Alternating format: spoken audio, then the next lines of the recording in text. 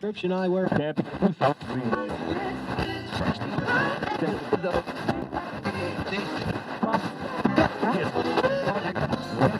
Prescription eyewear.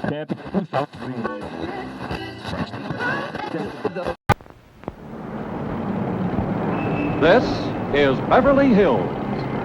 And here come the Beverly Hillbillies.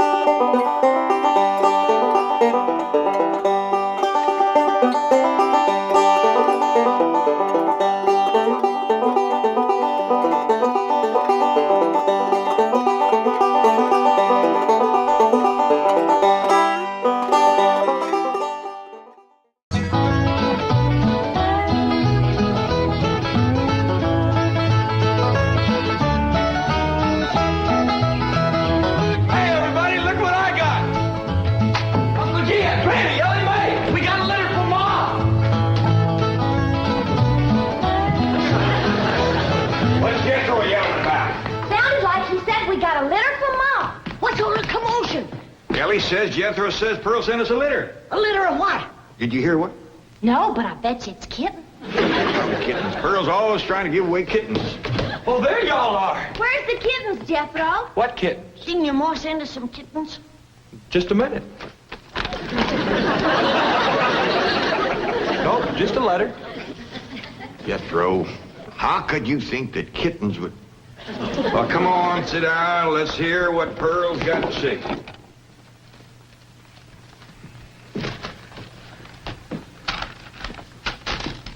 Dear son and kinfolk, I take pen in hand to say we are all fine back here. How are you all out there? Just fine, Pearl. That's right. Jethro, I hope you are making good marks in school out there. Ma thinks I'm going to school. Are you in the 5th grade like you would be here? Doggy, Jethro, I clean forgot about putting you in school. We're going to have to get you started today. Can I go too? Well, no, I think Miss Hathaway's got plans to put you in some girls' school. Can I go too? Jethro, I just said it was a girls' school. That's why I want to go. I like girls. I don't. Let's get finished with the letter. After that, we'll take care of school. Your sister, Jethrine, had a narrow escape. A city dude tried to take advantage of her. What does that mean, Paul? Well, that's, well, Granny will explain that to you later. Tell us more about the city dude, Jethro. His name is Jasper He. Jasper He? That's a funny name. Oh, there's a dot in there. His name is Jasper. He wears patent leather shoes and spats on them. Don't sound too neat, does he? He seen your sister at the cabin when I went there to keep an eye on it for Cousin Jed. I know what Pearl went there to keep an eye on. Mr. Brewster. Well, now, Granny, Pearl's a widow woman. She got a right to look. I ain't knocking it. I got my eyes open myself. At first, I thought the city dude worked for Mr. Brewster, so I drove back out to the cabin to give him a piece of my mind. I could put a bug in that Mr. Brewster's ear. Look out for feathers. Feathers? The more Pearl has her eye on a man, the more feathers she sticks in her hat. That's right. 3 and 8 came in flowing 2,000 barrels a day. And it looks like the news strike's going to be even better. There's no doubt about it. This is one of the richest pools we've ever hit. Yep, everything from here is good news.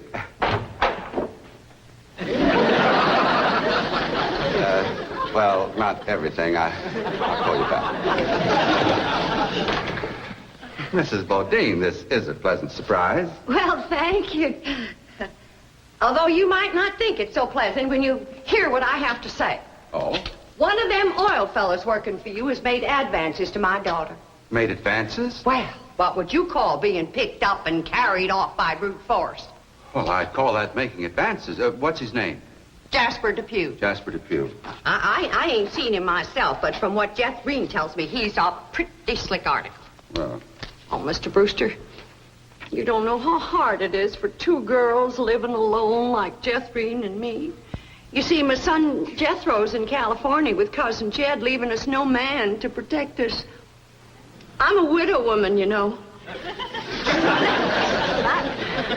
guess wherever you have two unattached girls living alone, there's bound to be trouble. Especially when the girls are the kind that men call lookers. Did you say his name is Depew? Jasper Depew. Calls himself Jazzbo. Oh, Jethrine says he's a flashy dresser and a fancy talker and drives a sporty car. Regular big city dude. I guess Jethrine's kind of like me when it comes to tall, handsome city fellas. I'm just putty in their hands. Nope, no one by that name working for OK Oil. You mind if I look? Well, no, go right ahead. I'm bound and determined to find the rascal that trifled with the affections of my sweet, innocent, helpless baby girl. Ma!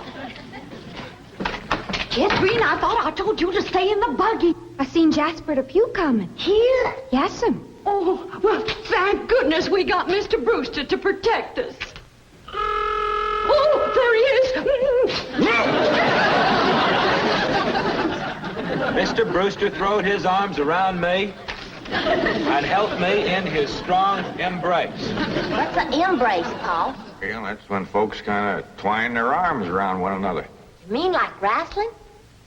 It's sort of like wrestling, except they ain't mad. It's like wrestling for fun.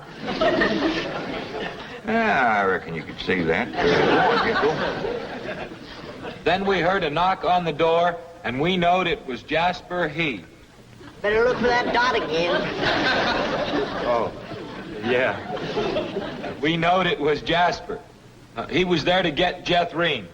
Her beauty had set his heart to burning with flaming desire. What's flaming desire, Paul?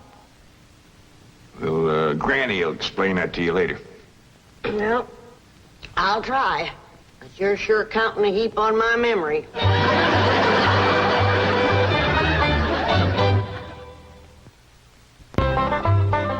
Read on with your Mo's letter there, Jethro. Yeah, it's getting good. One city fella's got his arms around Aunt Pearl, and another's waiting at the door to grab Cousin Jethrine. My only thought was to save my daughter, so I tore loose from Mr. Brewster's embrace. I saw Jethrine heading for the door, so I quick throwed myself betwixt my child and danger. Sweet innocent Jethrine, not knowing better, let that rascal in. He went right to sweet-talking in a voice smoother than fresh churned butter. Hello again, you great, big, beautiful lump of sugar. I brought you something all the way from Eureka Springs. Genuine orchids growed in a hothouse. And this lovely young girl must be your sister. I'm her ma. No. Yeah. Well, for Jethrine's beautiful mother, a little gift of genuine French imported perfume all the way from Paris, France. Oh, well, you had an order. Oh, my goodness. Genuine Paris, France perfume. Look at that French writing on there. That says, "Ah, d'amour." That means, oh, love. Ain't he a sport, Ma? And for Jethrine's handsome father, a genuine cigarette case. Silver. Thank you, but I am not Jethrine's father. No, Mr. Brewster ain't my husband. He's just a friend. Well, any friend of Jethrine's beautiful mother is a friend of mine. This from old Mexico and hammered out of solid silver by the Aztecs Indians hundreds of years ago. Well, that brings up an interesting question. Why would the Aztecs make cigarette cases when they had no cigarettes? That is an interesting question. I'll have to ask some of my Aztecs friends about that. Hey, Doc. Remember Ain't She Sweet? Well, I've read... Hey, what happened to your orchids? Nothing. I ate 'em already. You mean you ate all them expensive orchids? Ma, you should have spoke for one. They wasn't very filling. Ain't she sweet? From her head down to her feet. And that's a long way. But I ask you very confidentially, ain't that baby sweet? Ain't she large? But she gives me such a charge. I ask you very confidentially, ain't that baby large? She stretches out in all directions.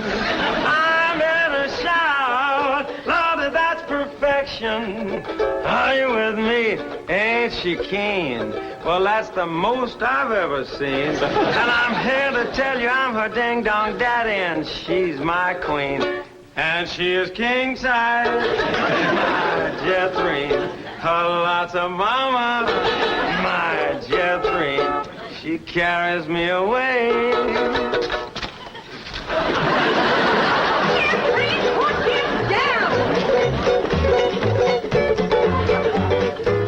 So your sister Jethrine has got herself a steady fella now. He says he is going to ask for her hand someday. I hope he will take the rest of her, too. Ha ha. Give my love to all and be a good boy. I am going out now to mail this letter and get some more feathers for my hat. As ever, your loving mother. Gee, sure nice to hear from Ma. They're nice here. Jethro, you and me's got to go right out and find a school and get you to going. Granny, you pack up a nice lunch for Jethro to tote along. How about a big mess of poke greens and chitlins with some pole and a big pot of sorghum to dip it in? Fine. Oh, Granny, it don't have to be that fancy. Some of the other boys here in Beverly Hills might not have it so good. They go to complaining to their folks. Let them complain. It ain't gonna hurt none to raise their standard a little. I'll get the truck up today. Paul, please let me go with Jethro.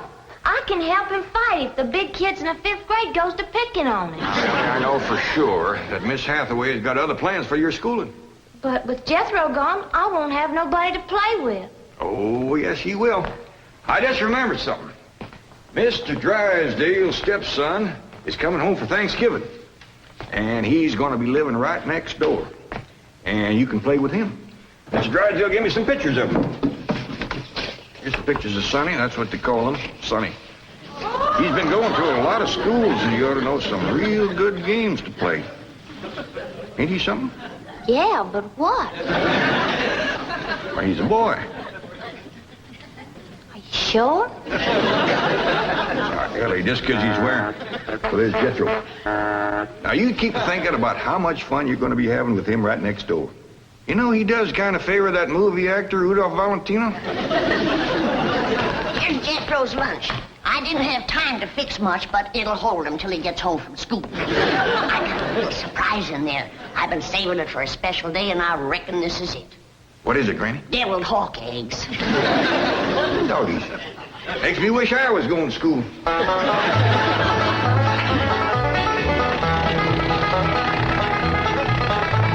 School, all right. Millicent, Schuyler-Potts. I reckon them 3 is the teachers. 3 teachers. Must be awful big school. I'll say. Well, let's go in there and get you started.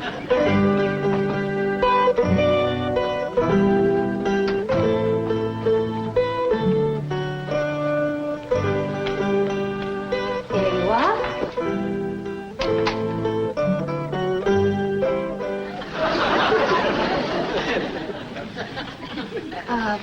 May I help you? Well, reckon maybe you can. Diana, someone has parked a most disreputable-looking vehicle outside my window. Perhaps it was these gentlemen. Oh?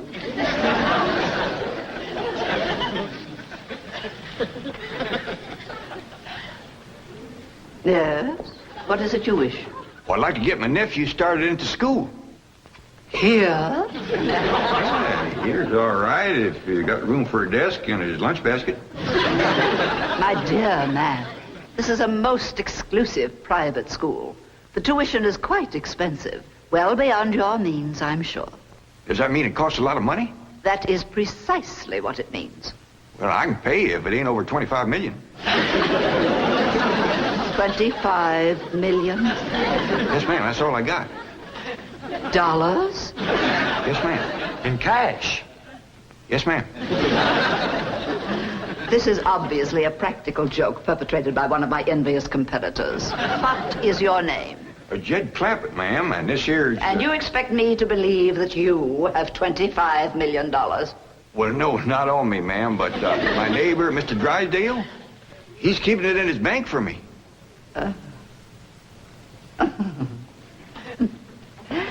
Get me Milburn Drysdale at the Commerce Bank. You see, it just so happens that Mr. Drysdale holds the mortgage on this school, so we are very well acquainted. Hello. I'd like to speak with Now, Milburn Drysdale. if you wish to admit that this is a hoax and be on your way, we will forget the entire incident. Otherwise, you may be liable to some sort of action for invasion of private property and impersonating a millionaire. Mr. Drysdale is coming on the line now. Thank you. This is your last chance, Mr. Clampett. My next call will be to the police. Very well. Mr. Drysdale, Millicent Schuyler-Potts here. Come in, come in, come in, come in. Thank you, ma'am. Diana, tea for these gentlemen. Croppett? Oh, no, ma'am. Clampett. Tea, Diana. Use a spoon, tea set. Well, sit down, sit down, sit down, sit down. Just the two of us. Ellie Mae and Granny didn't come. Well, do make yourselves comfortable. Mr. Drysdale's exact words to me were, well, never mind his exact words. Apparently he values your friendship greatly, and Mr. Drysdale is a very important mortgage. Ma'am. Now then, shall we talk about your youngster who's entering our 5th grade? What is his name? Jethro Bodine. Bodine? Jethro. No, ma'am. Jethro Bodine. We always put the last name first. Now, male, of course. Yes, ma'am. Just got a letter this morning. Date of birth? December the 4th. Year?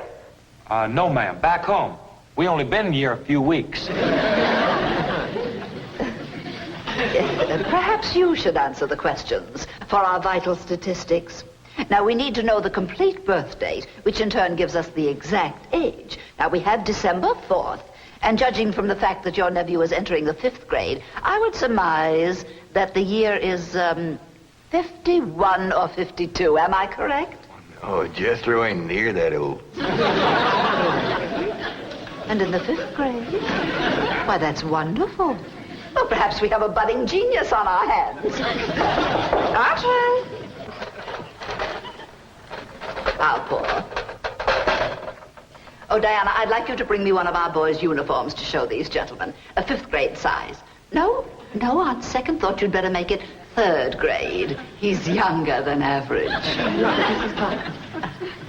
We require that all of our students wear identical uniforms. It makes for less friction that way. Otherwise, the boys of millionaires are apt to be taunted by the really rich. I bet you Jethro will look right good in a uniform. He can't wait to be a soldier. Oh, yes, many a young lad is like that. However, our uniforms do not reflect any militaristic design. No, rather, we strive for something gay, attractive, and smart. Ah, there you are. Charming, isn't it? Now, you take this home and have Jethro wear it when he comes to school in the morning.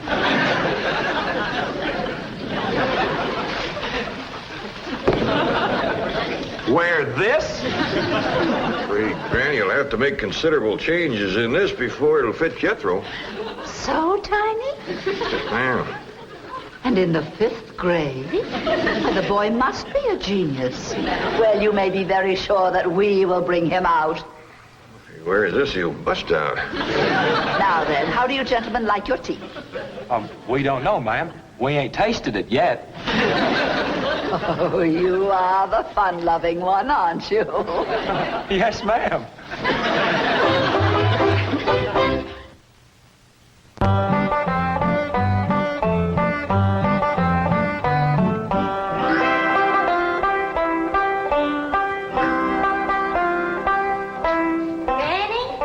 Jethro's school clothes. You want me to help let him out? Oh, well, thank you, Ellie, but let's see what has to be done.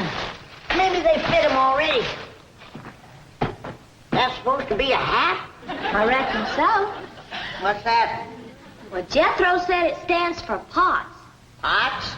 That's the school he's going to. Pot school. Hell, he'll be learning a good trade. If there's something folks always needs, it's pots. Jethro can make you some dandy new ones once he catches on to it. Who in the Sam Hill is supposed to wear that? Well, Jethro, I reckon. Jethro couldn't have wore that at 3. Paul said at take some letting out. Letting out? There ain't enough seams in the whole world to let that out. How's it going, Granny? Are you getting my uniform already? Jethro Bodine? No, Granny. Over to school, it's Bodine Jethro. Ellie Mae, leave the room. Ain't you got no shame running around here in your underpants? Granny, these ain't underpants. They swimming trunks. You wrap that towel around you before I cut a switch. But Granny, Miss Hathaway says... I don't care who says what. I'll be glad when your ma gets out here to take you in hand and to make you some school clothes. These things ain't never gonna fit. But Granny, I gotta have these in the morning. It's a rule. All us kids over there's gotta wear these. And that coat, too. Yeah. I sure wish your ma was here with her sewing machine. Pearl's a whiz at making clothes. Now that you're gonna be keeping company with Jazzbo Depew, you're gonna need some nice clothes. I like the little fella, Ma. I'm glad, Jeffrey. But you gotta stop picking him up all the time. He ain't heavy. That ain't the point. It don't look fitting for a girl to run around carrying a fella. All right. I won't pick him up anymore. Till we get married. Why would you pick him up then? To carry him over the threshold. You ain't supposed to carry him. He's supposed to carry... No, that's ridiculous. I declare, I don't know how I'm going to keep you in clothes the way you're shooting up. I start a new outfit, and by the time I get it stitched together, you've outgrown it. My new shoes is already too tight for my feet. Oh, them feet. If they get any bigger, you're going to have to go outside to turn around. My feet ain't as big as Jethro's. Well, of course not. He's a boy. Just think, your brother Jethro's going to school in Beverly Hills, California. Yeah. I'm homesick for to see him, Ma. Me too, Jethro. I'll bet your rich Uncle Jed has Jethro duded up like one of them actors in movie pictures.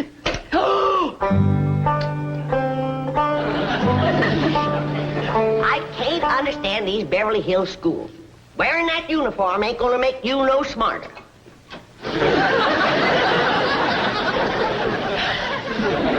Miss Potts said I had to wear it this morning. And she's the boss teacher.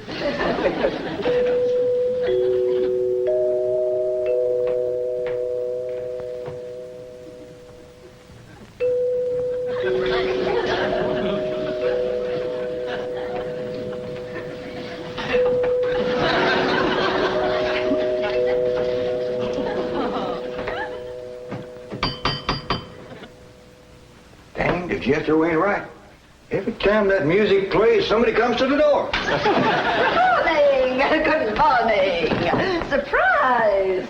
Good morning, Miss Potts. I decided to come by and drive our diminutive genius to school myself. What? Your nephew, Jethro. Oh, yes, ma'am. Jethro! Come on down here. You got to ride to school. Well, that's mighty nice of you, ma'am. Oh, tut. I'm going to give the boy my personal special attention. I feel that when one... Well, howdy there, Miss Potts. You come to take me to school? You betcha she is. And I want you to be a good boy and make good marks so your ma will be proud of you. This is your nephew? Ma'am, you met him yesterday, remember? Of course, he does look a mite different in his uniform. Granny had a time getting it to fit, but she done it. You are in the 5th grade? Oh, yes, ma'am. Just finished 3 years in the 4th. But I can't. It's impossible. Oh, that ain't nothing. He got through the 1st grade in only 2 years. Under no circumstances can I allow this. Well, say, here comes Mr. Drysdale. I reckon he's coming to see Jethro off to school. Come along, Jethro. Hippity hop. This is the way we go to school. This is the way we go to school. Here's Jethro's lunch. Oh, Jethro! You forgot your lunch. Jethro, you share your grits and fat back with Miss Potts today.